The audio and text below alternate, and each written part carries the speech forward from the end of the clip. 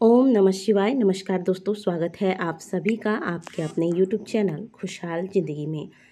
दोस्तों, अधिक मास का प्रारंभ 18 जुलाई से हो चुका है। शास्त्रों के अनुसार मनुष्य का शरीर पंच तत्व जल, अग्नि, आकाश, वायु और पृथ्वी से मिलकर बना है। इन पांचों के संतुलन से ही व्यक्ति अपने जीवन काल में सुचारू रूप से चल पाता है।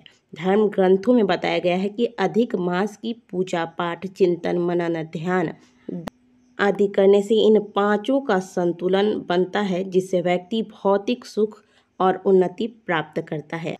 अधिक मास में किए गए दान का फल व्यक्ति को अन्य मास में किए गए दान के मुकाबले बहुत अधिक प्राप्त होता है। कहा जाता है कि अधिक मास में यदि आप एक दीप दान करते हैं तो इसका फल आपको 10 यज्ञ कराने के बराबर प्राप्त होता है।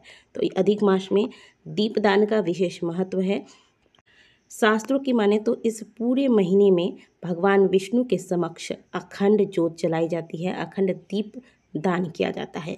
लेकिन यह हर किसी के द्वारा कर पाना संभव नहीं है। तो ऐसे में आप प्रतिदिन स्नान के बाद प्रातःकाल सूर्योदय से पहले स्नान करें और स्नान के पश्चात भगवान विष्णु की पूजा आराधना करें और एक घी का दीपक भगवान के समक्ष दान करें।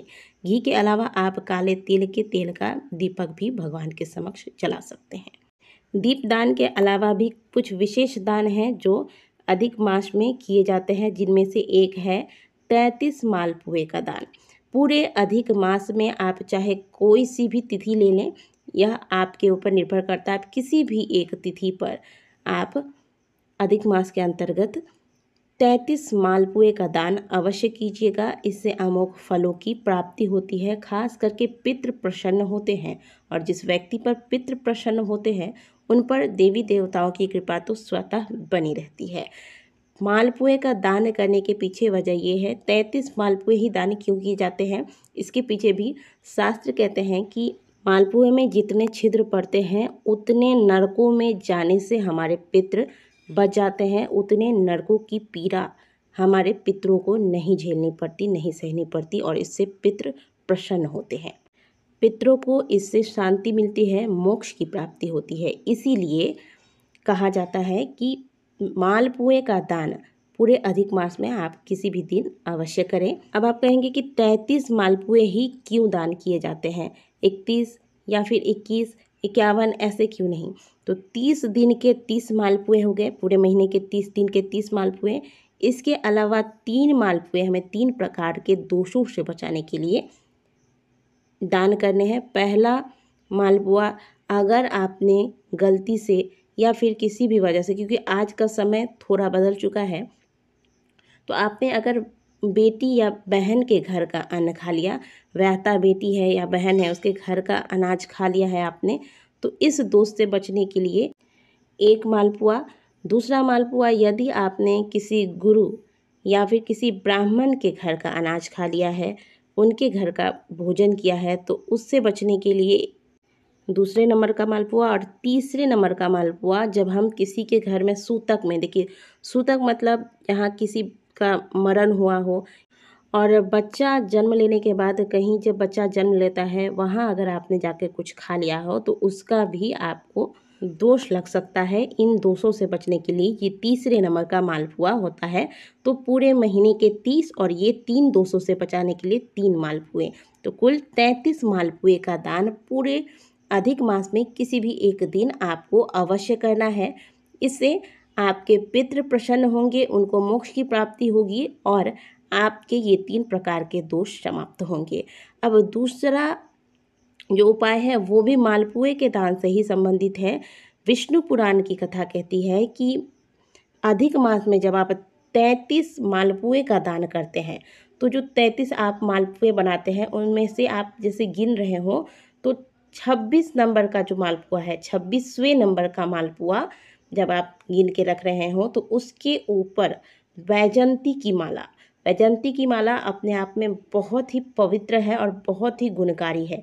कहा जाता है कि घर में यदि वैजंती की माला हो और घर में दारिद्रता आ रही है, कोई दुख आ रहा है, कोई कष्ट आने वाला हो, तो वैजंती की माला अपने आप फटने लगती है। अब वैजंती की माला के बारे में और क्या बताऊं, जब इसे स्वयं भगवान श्री कृष्ण ने अपने गले में धारण कर रखा है। तो तो आप वैजयंती की माला ले लें और इसे 33 मालपुए जब आप बनाएंगे तो 26वें मालपुए के ऊपर रखकर फिर इसके ऊपर से अन्य मालपुए रखकर और फिर इस मालपुए को वैजयंती के माला के साथ साथ ही आपको किसी ब्राह्मण को दान कर देना है। अब इससे क्या होगा, इससे आपके कमर या पीठ संबंधित जो भी समस्या है, जो भी दर्द है, आपको बहुत परेशान कर रहा है कमर, तो कुल मिलाकर कहें तो कमर दर्द संबंधित समस्याएं आपकी समाप्त होती हैं वैजयंती के माले को अगर अधिक मास में 33 मालपुए के बीच 26वें मालपुए पर रखकर आप दान करते हैं। तो ये एक चीज़ आपको अवश्य दान करना है अधिक मास में। अन्य और कुछ आप करें ना करें, 33 मालपुए का दान अवश्य कीजिएगा। इसके अलावा अधिक मास में जितना हो सके आप दीप दान करें। अब दीप दान तो वैसे किसी पवित्र नदी या सरोवर के किनारे में स्नान करने के पश्चात करना जो सबसे अच्छा होता है, लेकिन अगर आप ऐसा नहीं कर सकते तो प्रातःकाल जल्दी उसके स्नान कीजिए। स्नान के बाद श्री हरि विष्णु के समक्ष दीपक अवश्य लगाइएगा और पूरे अधिक मास में प्रातःकाल और शाम के वक्त दोनों समय आपको यह दीपक लगाना है। साथ ही पूरे अधिक मास में यदि पीपल की पूजा की जाए तो कुंडली में जितने दोष है वो सभी दोष समाप्त हो जाते हैं। तो रविवार छोड़कर आप पूरे अधिक मास में प्रतिदिन प्रातःकाल जाकर पीपल वृक्ष को सींचिए और शाम के बाद यानी कि शाम के समय एक घी का दीपक पीपल वृक्ष के नीचे थोड़ा सा उसमें काला तिल डालकर फिर श्री हरि विष्णु का ध्यान करते हुए पीपल वृक्ष के नीचे लगा दे।